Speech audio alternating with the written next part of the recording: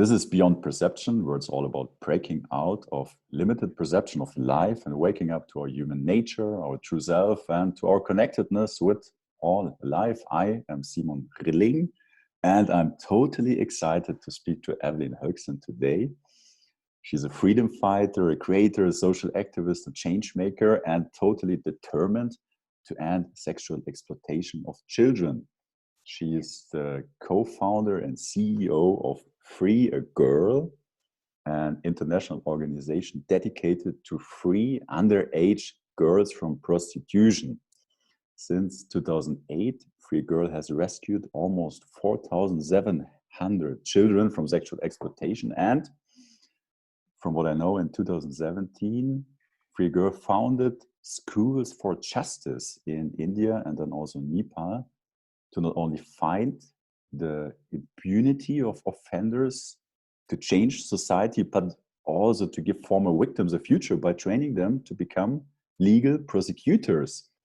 So far, she raised over 20 million euro to end sexual exploitation of children and initiated multiple campaigns, gaining even support from human rights activists such as the Iraqi Nobel Prize laureate Nadia Murad.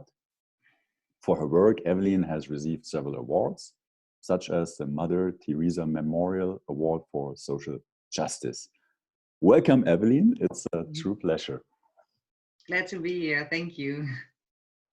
And before we talk about Free Girl and what you are currently doing, I'm really so curious.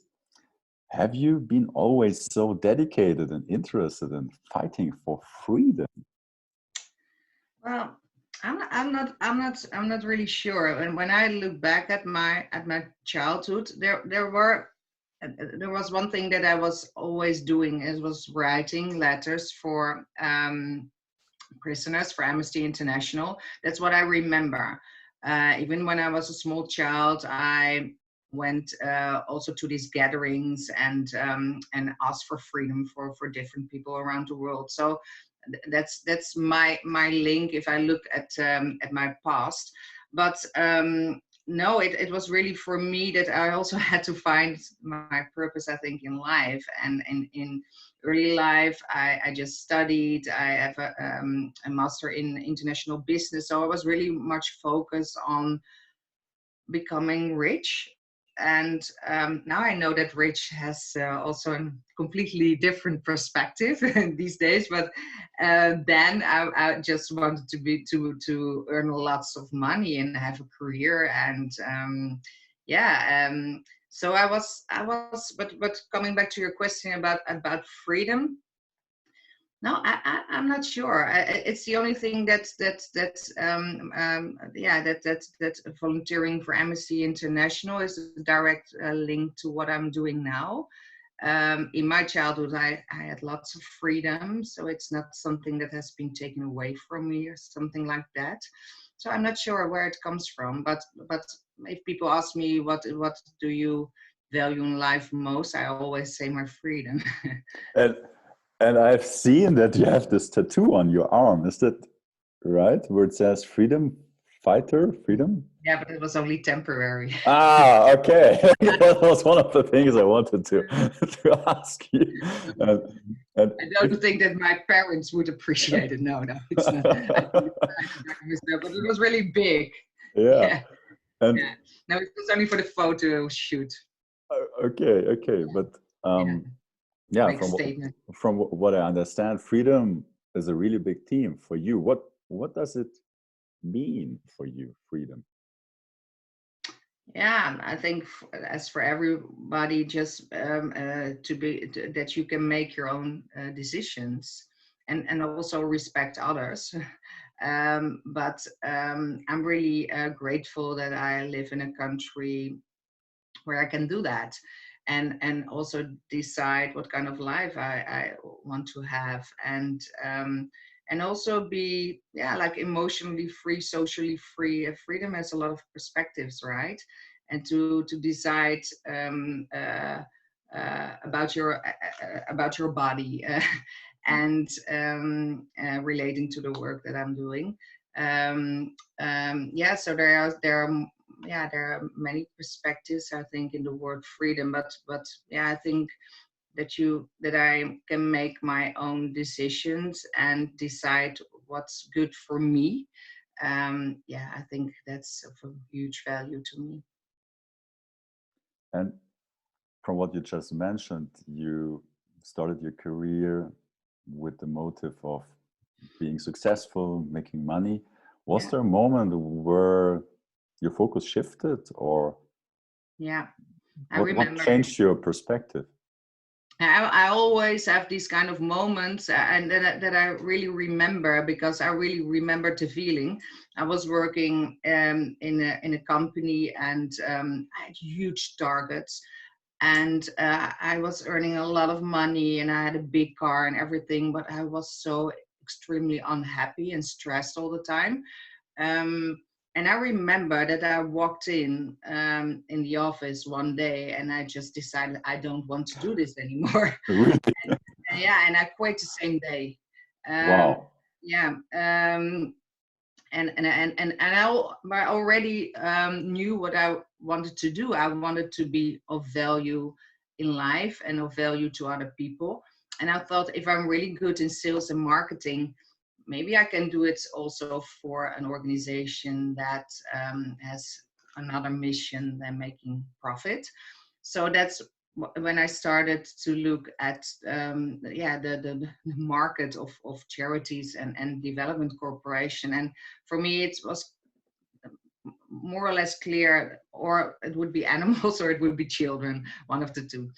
And it turned out that I started to work for an international organization focusing on child rights. So that was the first step in the profession that I'm having now, and really happy that I got the chance over there. And I went to Asia for 1 year to really learn about development cooperation, about setting up projects with impact, etc., etc. And so I just learned it by doing, I think. Yeah. And I And was happy. I really felt that, okay, this is what is meant for me in this world, right? It really felt like homecoming. Yeah. yeah, and out of, I mean, also personal interest, because I had that same moment last year when I basically, yeah, I gave away my corporate career because I just was so trained and unfulfilled. But then also it was so difficult because I made good money and I didn't know what is waiting for me on the other side. Is there something better? Can I Yeah. find something with purpose? And is it possible to be fulfilled? And Yeah. what would you say to someone listening to this conversation, maybe still being in that environment you have been or I have been, doubting that there's something else? Yeah. I never doubted for 1 minute. When I make a decision, I'm fully behind it. But it's sometimes also very emotionally driven. But that's okay, because I can just trust my emotions. And you always know if you're in a situation that makes you happy or not. And I also feel that if you really want to do something else, and you just shut a door, another door will open, right? It works that way. And if you are determined to start a new career, I'm 100% sure that people will succeed. So yeah, but for a lot of people, it's very difficult to find their purpose, right? So I'm really grateful that I found mine. And sometimes people just know, okay, I don't want to do this, and that's a start already, because you just know what you don't want, and then you have to find out what you do want. And that's for every single person, it's different, but it's worth the journey, I think. It is. Yeah. Yeah, I mean, personal realization is that that's really the difference between being unfulfilled, a robot, and really having a human experience. Yeah. And I always had the feeling that I was just on this planet, on now in this life, for something bigger than just living my life and earning money, right? Just live, but not actually, just exist, but not actually just live the life that is meant for you. And yeah, and that's why I had a lot of jobs when I was in my 20s, because then I was always for 1 year, 2 years maybe, and then just quit and went on to the next one. Always felt unfulfilled, was kind of anxious all the time, Yeah, and then at the age of 29, then I started, working for Plan International, a big international development organization, and making the world for children a better place. So yeah, it was big opportunity that I was hired there. Yeah, for me. And then I'm really curious because I had a conversation with Arjan already, which was Yeah, so mind blowing. Yeah, and yeah, like for those listening to this conversation, please check out Arjan Erkel. It's an amazing, incredibly inspiring story. So he's a co-founder with you founding Free Girl. And I'm curious, how and why did you get involved with Free Girl? How did it happen? yeah. How did we meet? Yeah. Um, so after I've been working for Plan International for about 5 years, then I realized that for me it would be better just to focus more, because Plan International is actually an organization that's working on in a broader sense for child rights. So that's in lots of countries, and they are doing amazing work. It's about livelihood, health, education, everything, protection of children. And then working there, I found out, and I was really in shock, because I did hear about children,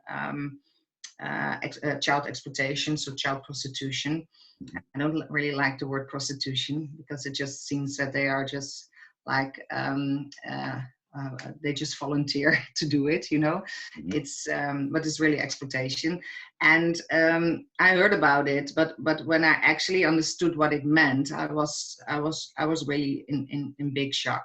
I read actually an article about children being kidnapped and put in cages in India, and raped like 20 times a day, for yeah. And a lot of people were earning a lot of money by doing this, by trafficking in children. And I remember also reading this article, and then I thought, okay, that this is. At first, I was really sad. I was really emotional about it, and then I became very angry. And then I thought, why is not the whole world doing something about this? Because a journalist is actually writing about it, so people know it now. And then I also realized, okay, if everybody thinks that way, nothing will change, right? And why can't I be the change? Like just a simple individual, instead of always pointing at other people. So that was for me another kind of wake up call. Okay, I think that I can be an important part maybe of the fight against it. And the article was written about a small organization, and I just called this guy and I said, okay, I'm going to leave a bigger international organization, and at the same time I also started an own company. So I earned money out of that, and I said, okay, I can just come and help you as a volunteer for two or 3 days a week. And he said, "Oh yes, can we please talk?" And then I started working there, started fundraising, starting writing strategies, helping him out. He was from a small room in his own house, but with a big mission. And I met Arjan there, because he was part of the board of this organization, and that's where we met. So he was also very much impressed by this guy. and we both helped him in his mission. And but at a certain point, we decided that this person was not really capable of continuing this organization. It became too big, and there were some things happening that we could not support, and that was really sad, to be honest, because there were a lot of organizations by the time in India and Nepal who were really dependent on us. And then we decided, okay, what can we do? Maybe we can start our own organization, and then we can also, incorporate more our ideas and ways of thinking and working, instead of supporting this organization. And that it was in 2008, and that's how we started, also with two other people, Free Go. Yeah. And our mission was, and still is to actually rescue girls, so minors, from a situation of sexual exploitation, and also fight impunity. And we have been doing that for the past 12 years and learned a lot. And unfortunately, we still exist. If we would not exist, the problem would be over. But it's not that way, and that's sad. Yeah, but I can say that preparing for this conversation, I was researching the situation a bit. I was also watching videos on your website, and of course I knew about the problem. I have heard about it before. I have not researched it in detail, but I was aware that sexual exploitation for children exists. But just seeing or the videos you were producing or reading about the experience, it really touched me. And there was a moment where I was crying, because I felt it almost brought it really to my attention what that really means, instead of just having a story about it. And anyway, it's not in my direct environment. I cannot influence it. Like it's not really, I shouldn't really care about. And it's almost that the unconscious mind puts it away, and you're not really touched by it. But when I watched those videos, I changed my perspective and also my awareness. And that's also why I love you. Possibly also share a bit of what that really means, and also the bigger picture of, from what I understand, there are millions of children in the situation. And to be honest, it's disgusting, because the children are just used as an instrument, right, for the satisfaction of clients, of adults. And at the other side, there are people who are earning lots and lots of money. So the revenue for a pimp or a trafficker is $100,000 per child, if on an average, like worldwide. And there are 40 million people who are a victim of human trafficking, and half of them are children, and 2 million of them are in sex trade. It's awful.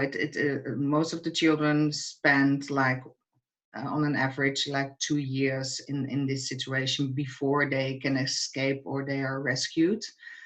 And for us, it's really important that we can just rescue children at a very early stage, because then the damage that is done, it will be a little bit less, because it's the most horrific, traumatic experience that a human being can experience, right? It's awful. It will continue. You will have negative effects of it your whole life. And it takes a lot of rehabilitation and reintegration efforts to be able that a child can become part of society again. I think we cannot imagine how painful and how stressful and how dangerous the situation is for these children. I mean, most of them they're kidnapped, or they are just lured into it because the traffickers made some false promises, or yeah, they just they married to a guy. There's a lot of countries that child marriage is still accepted, and they think that they married to uh, to a normal person, but it seemed then that he appeared to be a pimp or a trafficker. And after the marriage, the girl is just sent to a brothel right away. So there are just very different ways of getting the children into this business, and it's quite dangerous, to be honest. It's after drugs. It's a criminal activity that is very lucrative. $150 billion a year is earned with trafficking in human beings. That's a lot, and COVID even made it worse. So that's really worrying, to be honest. Yeah, so it depends on the situation and on the country. So in India, most of the children before COVID, they are mostly girls. They're just put in cages, and the door will only open when there will be a new client. They don't see any daylight, and yeah, and if they don't cooperate, they will be tortured. It's really I'm really afraid. And at a certain point, what they told me is that they just are not part of their body anymore, you know, because they cannot really endure it, what they have to endure, and they just switch off. And when we rescue them, it takes a while before some of them, they don't even speak again, and they don't trust people anymore. It's terrible. It's really a big crime that this is still happening in the world, and it really has to stop, I think. And that's why it's so important to keep on raising awareness about the issue, and that is a worldwide issue. Like I said, in India, it's in a brothel, but for example, in Brazil, it's more in the favelas itself. It's happening in USA, UK, in Holland, just everywhere, you know. And the way that the children are just lured into sexual exploitation is about the same everywhere in the world. They just have a belief that somebody will give them a better future, and they have a lot of trust in the people who are turned to be criminals.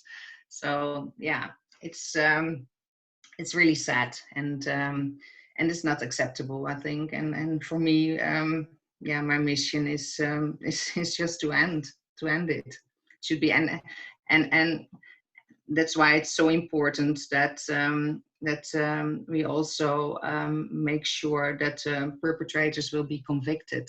So it's not only the rescuing part, but it's also the legal part, which is very, very important. Yeah. Yeah, thank you very much for helping us to get a better understanding, even though it's not really great news, and it might not be comfortable to listen to this, but no, it's funny that you say it, because that's also the issue often, that it's such a dark subject that a lot of people just don't want to think about it or talk about it, but by doing so, the problem will not go away, right?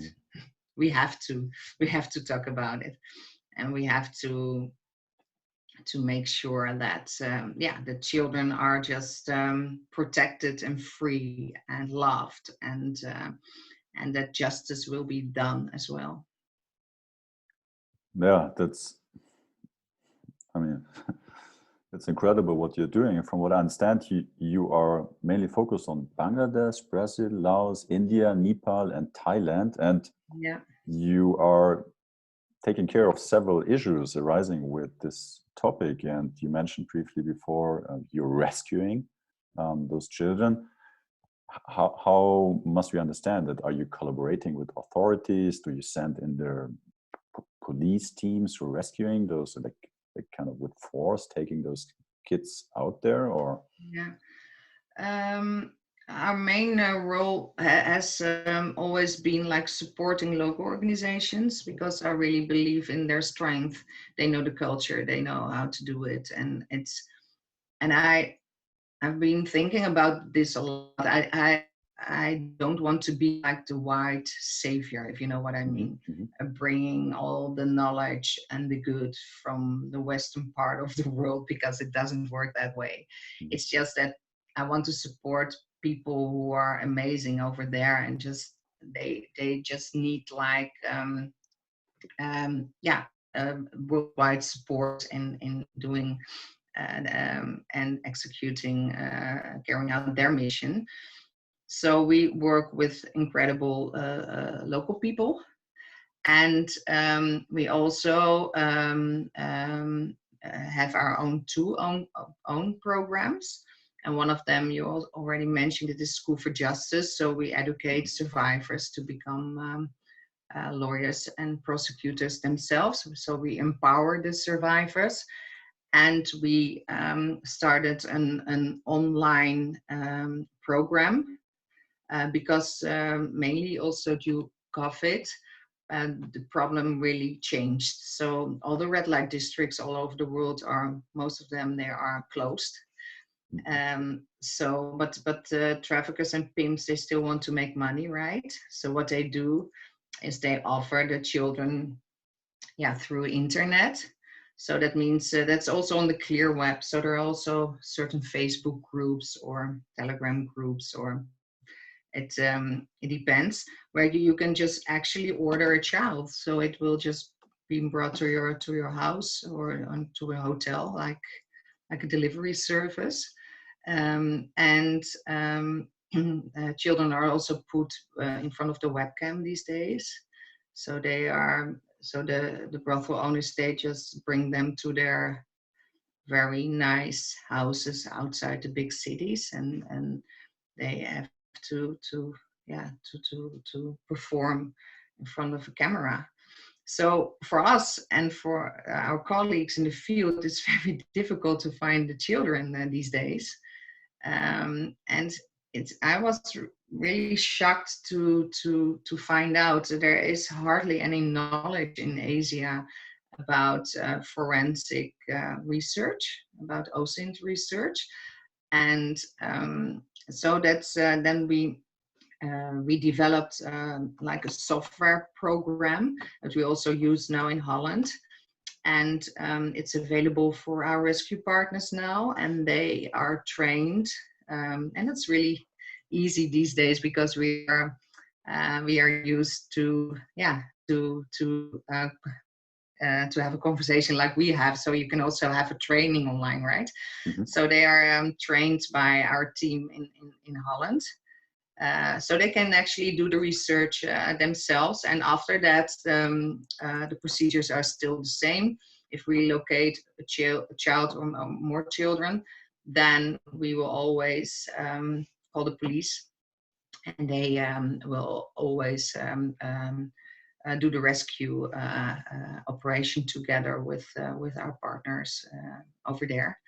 And then the child is taken or to a government shelter or to a shelter that we support. It depends on the country.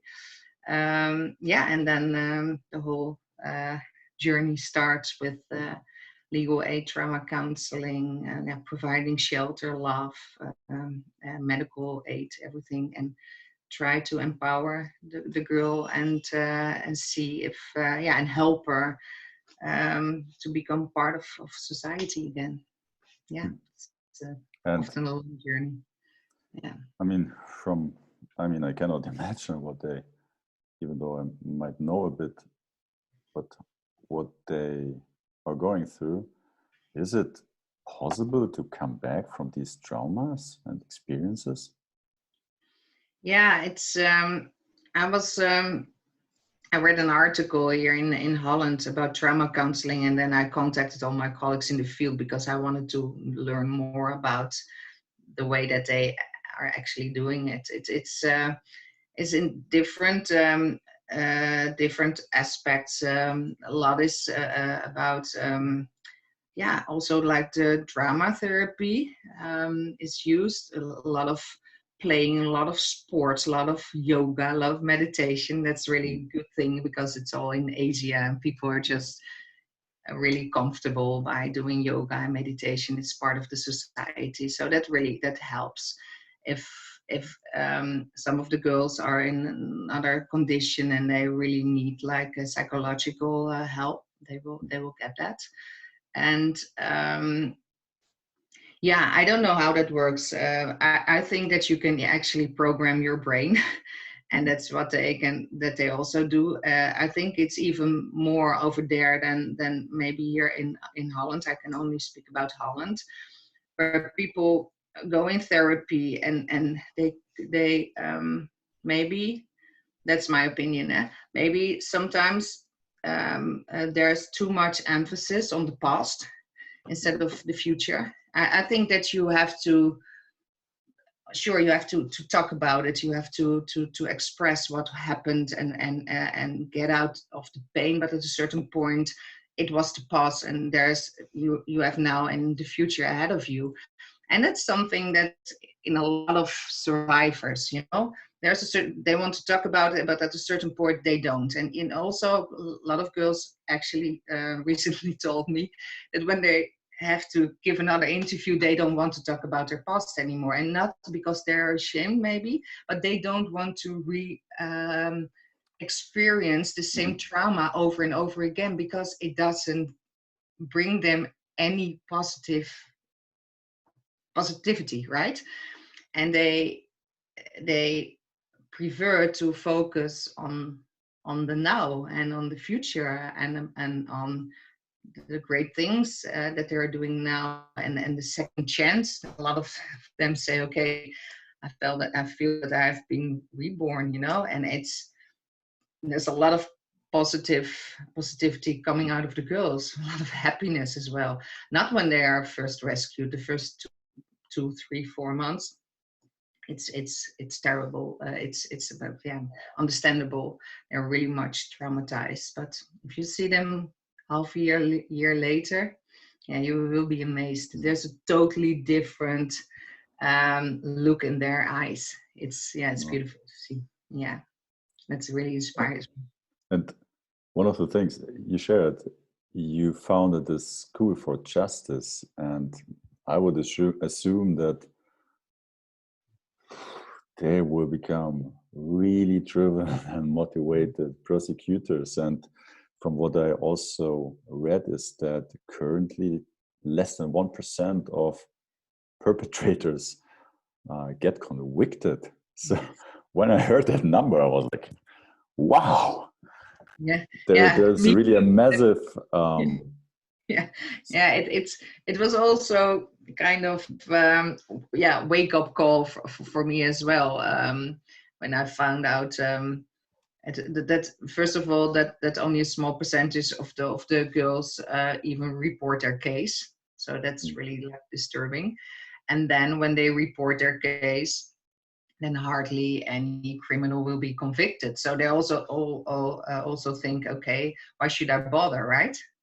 And that's how this whole criminal activity just continues to exist. If I may ask bluntly, is this because authorities support this system, or? Yeah, there's a lot of corruption in a lot of countries, but if we look at from the central government perspective, no, I mean, all governments they support the Convention of the Rights of the Child, right? So everything is on paper in order. The only thing is in execution, a lot of things go wrong. It has to do with the status of the target group. So children, and especially girls, they are not really important for a lot of for society as a whole, to be honest. So there are a lot of other things that people have on their mind, and there's also still the belief that the families and the children, they just volunteer to do this. So there's and that really blew my mind when I found out about that, and that's why I also decided to start an office in Mumbai. It was to be honest, after one of the seminars of Tony Robbins where I went, I was talking with Tony a lot about supporting charities and things like that. And at a certain point, he also opened my eyes and give me a really wise lesson. And that change should also come from a country itself, and people should support it over there. And I thought, okay, in India, there's more and more middle class, there's a higher class. People are just not aware what's happening in their country. So we have to have campaigns in India as well and start local fundraising, because it's not only about the money, but if you give money, then you find it an issue and a problem. And it will continue if the money will come from other countries, right? Mm-hmm. It should be supported by local people, and that's why we started in 2017, 2018, Free Girl India, and the first campaign was School for Justice, to give actually the survivors a voice, but also an opportunity to change the system themselves, and that's so powerful. And yeah, I'm really proud because the first student, she graduated during COVID, just last month. Yeah. So mm-hmm. She's a lawyer now, but she wants to become a judge. So she asked us if we could support her for 2 years more. So we will. Yeah. So that's really, that's amazing. And I truly believe in this program, but it has to do with empowering the girls themselves. And in my vision and my mission is to have the School for Justice program in every single country, because first of all, they become the change agents, and they will be part of, they will have like certain jobs that can influence like society a lot. And what you often see is that survivors, they have access to all kind of vocational training possibilities, which is also good. I mean, but before we did the same.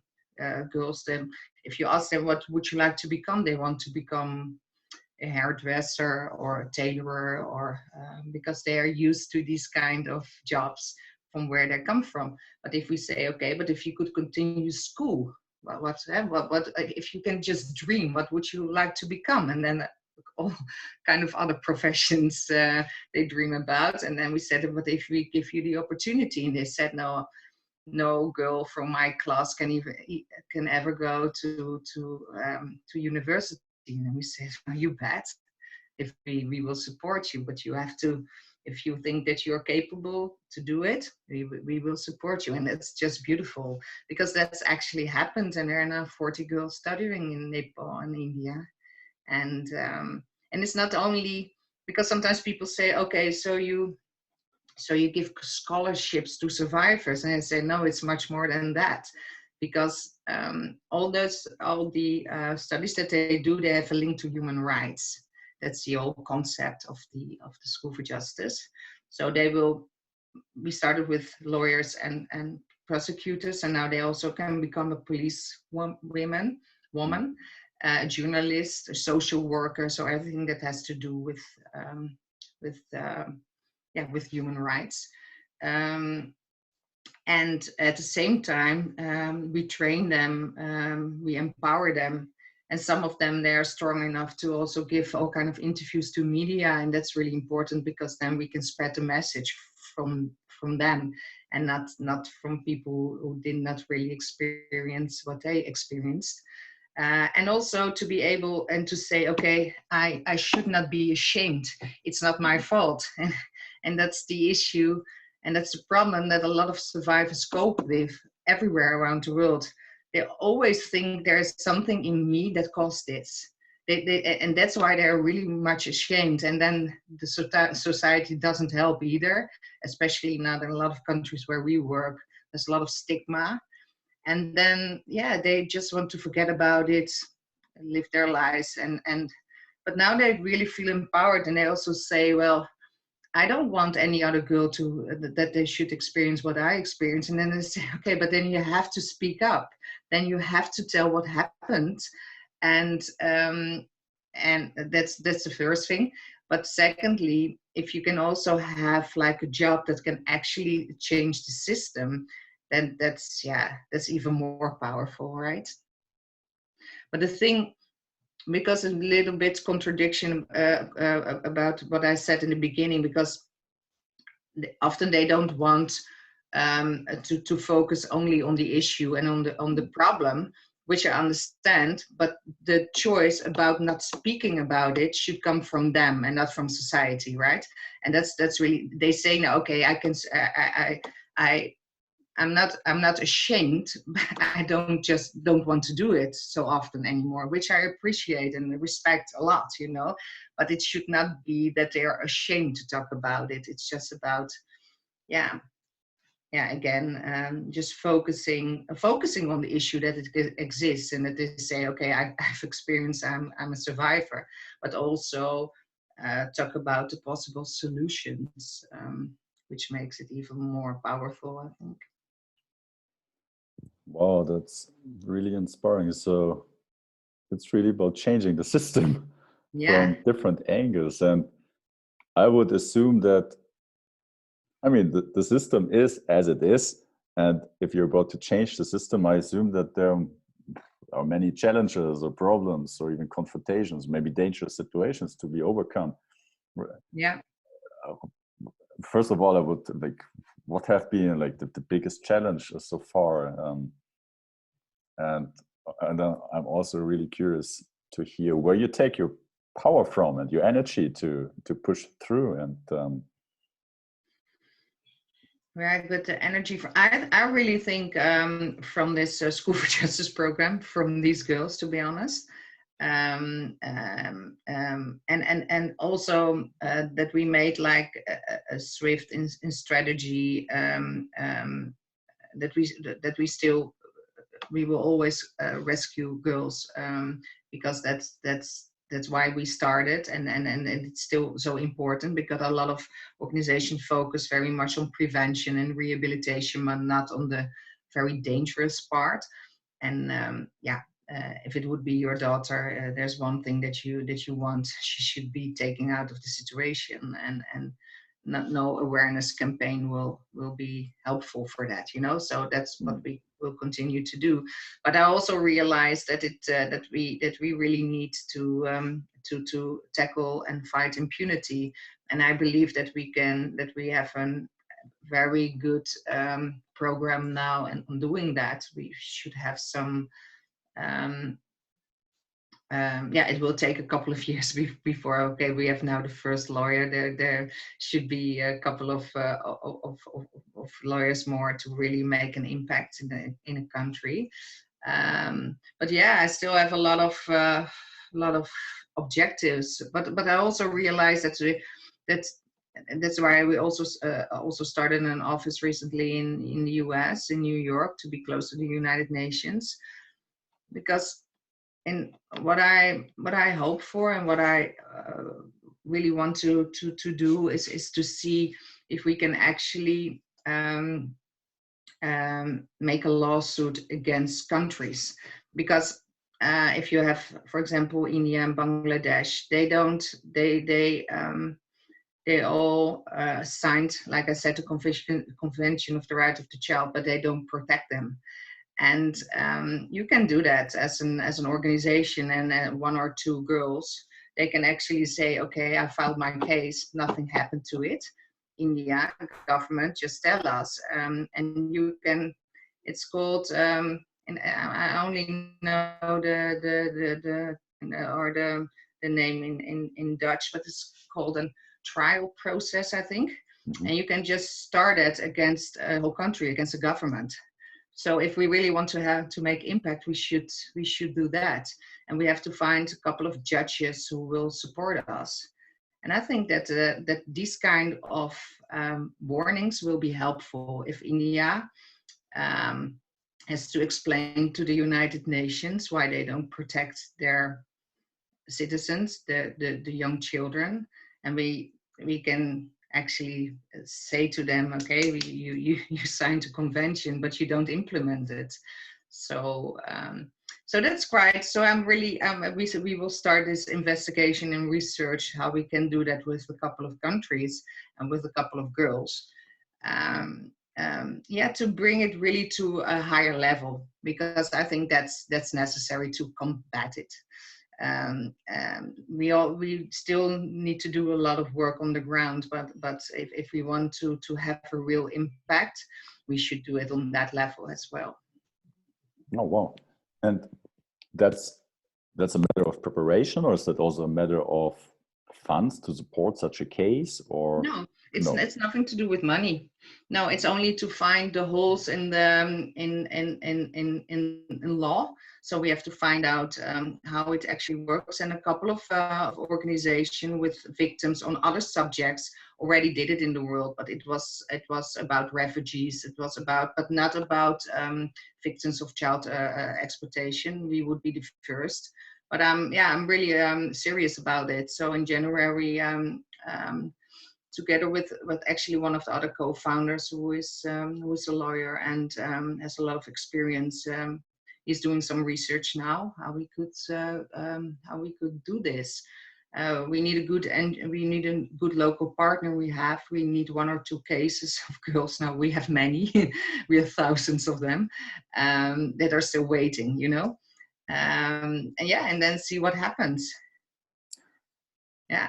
I mean, fingers crossed, and also by sharing this information, that will possibly also contribute in like changing Yeah. awareness. And one of the things we talked in the beginning about freedom, and at least from my awareness, what you're sharing about these experiences of those girls and millions of those girls, that's possibly the farthest away you can be from freedom. And when you're just saying nobody has done that before, like initiating a lawsuit or going to court, and that just, I mean, it's very noble and it's amazing that you're doing it and that you're the first, but it's also like just crazy that these crimes have not been brought to greater attention so far. And yeah, true. It's yeah, I don't understand it either, and it's not like the problem is decreasing. It's just it's increasing, and the internet doesn't really help because now people have access always. Also pedophiles on dark web and things that are happening there. It's terrible. It's also for us a whole new world. Everything that's on the web, to be honest, it's disgusting, because people can actually find each other more easily. Like the really perverts, and it's. I've seen some things now on the clear and also on the dark web, and even also here in Holland, if we report it, hardly anything will be done, because the government also in my country, it's everywhere. They focus really on the big platforms, and not if you are just watching child porn, for example, or share it, and we will find it and we will report it to the police. Hardly anything will be done. So you will just get away with it, and it's everywhere, and it's because there are just millions of cases that the police has, and then there's no capacity. So that's really worrying. So that means that, yeah, our children are not really safe, to be honest, because and you can it's important to report it, because everything about perpetrator will be filed, and if there are much more complaints are coming, then maybe an investigation will be started. But it's just too much. So what the law enforcement agencies are doing is really focusing on the big platforms and big groups who are behind it, and yeah, that's terrible. what do you think? What's, if that's even there, I don't know. What's the origin of this desire? Is that something each human carries in themselves, and it might be triggered? Is it Yeah. a tendency of psychopaths? Is it if you experienced violation yourself or exploitation, you then get passed it on? And like what is your thoughts on this or experience? Yeah. To be honest, before when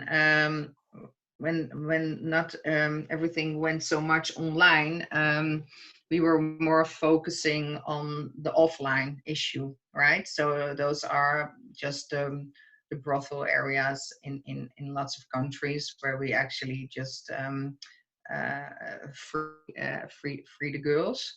We rescue them, and the clients, they are not pedophiles. They are just looking for sex. But the trade in children is much more easy than trade in women, because women will be speak out for themselves. It's difficult to lie to them when you get older. When you're a child, you're so innocent, so it's more easy to traffic children. So children will be offered, but the client is not looking especially for a child. Sometimes when he has so terrible HIV/AIDS, they think that having sex with a child they will get rid of their diseases. It's really a strange belief. So, but most of the time they're just looking for sex, right? So they don't care how old the person is. If she's 18, 20, 14, 12, they don't really care. So it's not that they look especially for children, and especially, for example, in Bangladesh, the girls have to take hormones to look older. When they are 11 or 12, they look like older, and because the men are not like attracted to very young children. So those are not the pedophiles. But now we are working more and more on the web. We also, it's very clear that you will also find child porn then, and those are really different people, right? To my opinion, yeah, they are sick. And it's and the sick thing is that they will actually find each other in those fora and platforms, and they just chat with each other. It's and before, when you were this way, it was very difficult to find like-minded people like you before the internet was there. And now you can actually just share all those disgusting things with other people, and then they tend to think it's normal. So that's kind of worrying, to be honest, because when you are with like-minded people, at a certain point you think that this is just normal behavior. And if I read their conversations, yeah, it's incredible. It gets so disgusted and angry and everything. It's they are sick. They are really sick. Yeah. And how do you manage to? I mean, like from talking to you, you seem like very much passionate, driven, like being alive, present, and you're also emitting very, very much positivity. And how do you manage to, I don't know, keep this away? Or you also mentioned that you have a family, and like this darkness, like how do you deal with that on a personal situation? I think by not becoming part of this darkness. So sometimes people say to me, I could not do the work that you do because I'm too emotional. Then I think, okay, I think that I'm quite emotional as well, but I don't choose to cry with the survivors or the victims, because I don't help them that way. If I go with them in their pain will become bigger. I choose to be different. So I choose to be part of the solution and to be, yeah, to be light and positivity and energy. And I truly believe that the good will always prevail, always. And what I found out about the past 12 years and also about myself and my work is that you can actually um, how should I put this, achieve a lot as an individual by spreading positive energy and by trying to be, yeah, the light is so heavy. I don't mean that way, but that you can actually, that this energy of positivity is so much bigger than the whole dark side of sexual exploitation. And I believe that by your thoughts only, thoughts turn into things, and you will attract a lot of same minded people. And in this way, you can accomplish a lot more than being negative. And yeah, so I try to be positive and it's not something that I have to do. I'm just like that. It goes automatically. So that's and it's not that I don't. Sometimes I feel the pain. And that's good. It's not when I talk to girls, or also when I look at some of the videos, and but then I also know how to change this pain into something more powerful, more helpful, I think. Yeah. Mhm. And I truly believe in the power of human beings, and even if they, yeah, and also like you said when at the beginning of our conversation, is what do you want to give to people who also want to do something else in their career, is that you can do so much as an individual, you know. Sometimes always people think that you have to have a certain position in society or have a lot of people around you or to be famous, or but that's not true. That's really not true. It's just Mhm. beautiful just to know that your power as an individual person and it can be so big if you just believe in yourself and everything that you can achieve. As it doesn't matter where you come from, and Well, that's that's really great to know, to be honest, because then you don't actually always need other people to accomplish things, that you can also do it yourself, and by doing so you will automatically attract people. It works that way. So if well, you have a very good idea, just go for it. The how will just come, you know, just go for it. that's a wonderful message. And well, we've talked quite a bit about the darkness and difficulties and traumatic experiences. And if we compare that to what we are, like in a normal life here in the Western world, are experiencing, it's on complete um, other level. How did your perspective on life change over those years? Like, if you look back, what are the biggest lessons, if you want to call it that way?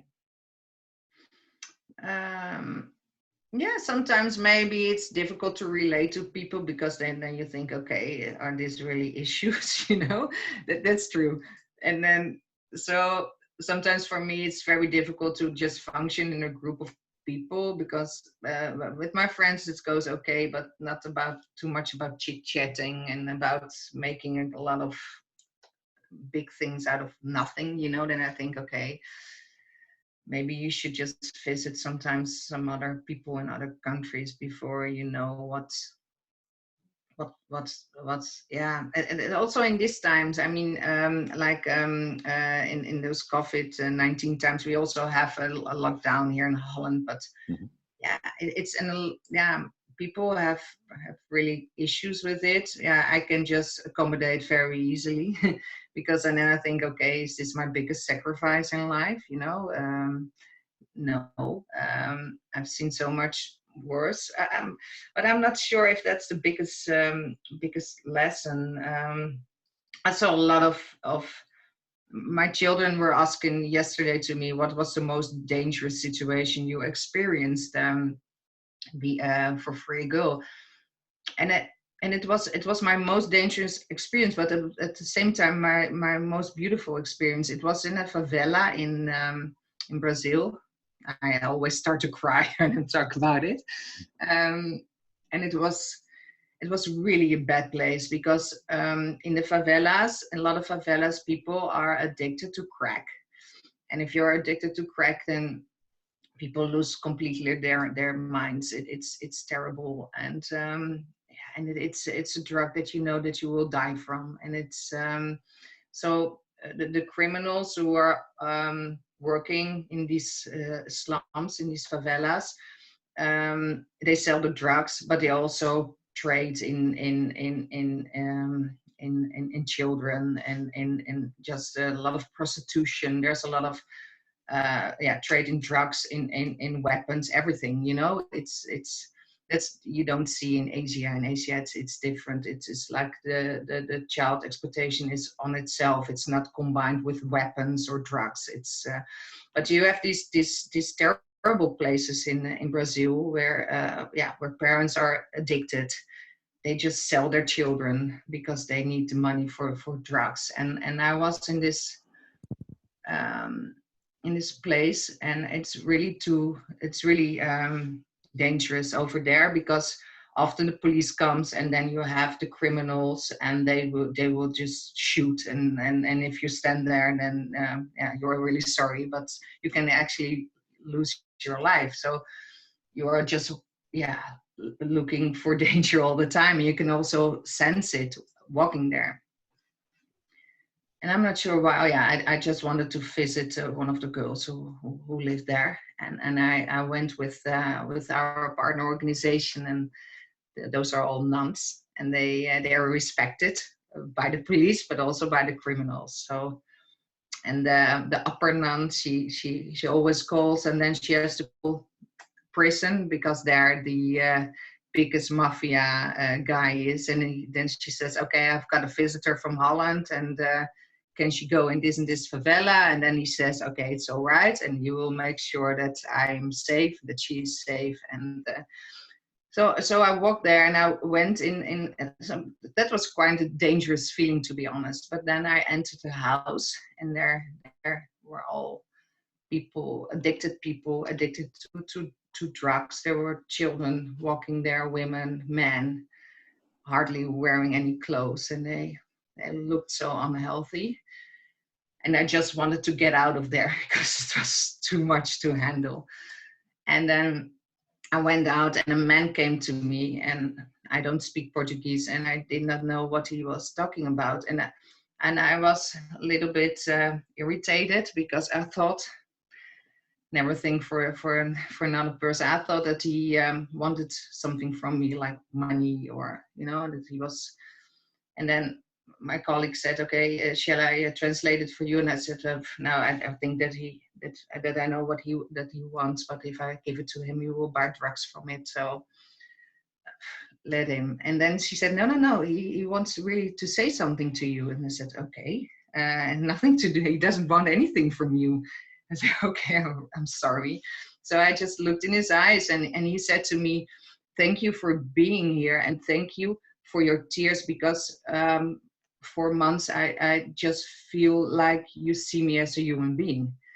And then I thought, okay. And Wow. yeah. That's wonderful. Yeah.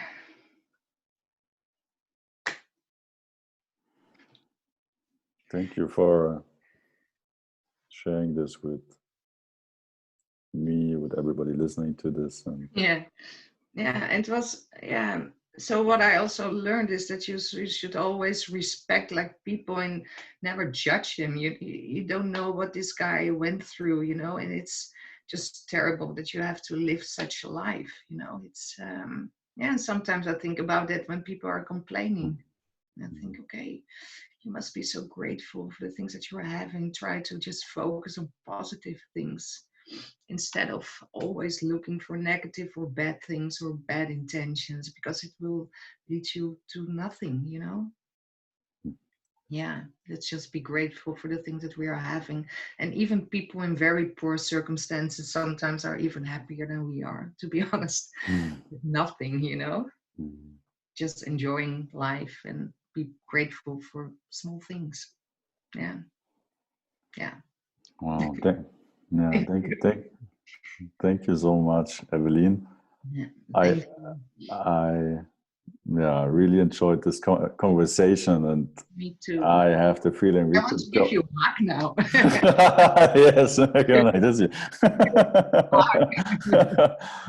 Yeah, I, I would love to continue talking to you, but I also want to be respectful of your time. And if there's something else you want to share with everybody listening to this, or present a project, or ask for something, please go ahead. No, I just want to thank you for really listening to my story, and yeah, and also again to give the issue like more to give awareness to the issue, because that's always important. Yeah, I'm just grateful for this opportunity, and thank you so much. I love the conversation. Yeah, it has been really insightful. Not everything was positive, but the negative can be transformed into the positive. And thank you for educating us and raising awareness. And I will add all the resources about you, about Free Girl, to the show notes of this episode, so that everybody listening to this can research you, contact you. Oh, thank you so much. Learn more. And yeah, really thank you for who you are and taking the time to be here and sharing your story and experience and wisdom with us. And keep in touch. Yeah, and I'll see you in real life soon. Thank you very much, Evelien. Yeah, thank you for the conversation. Bye.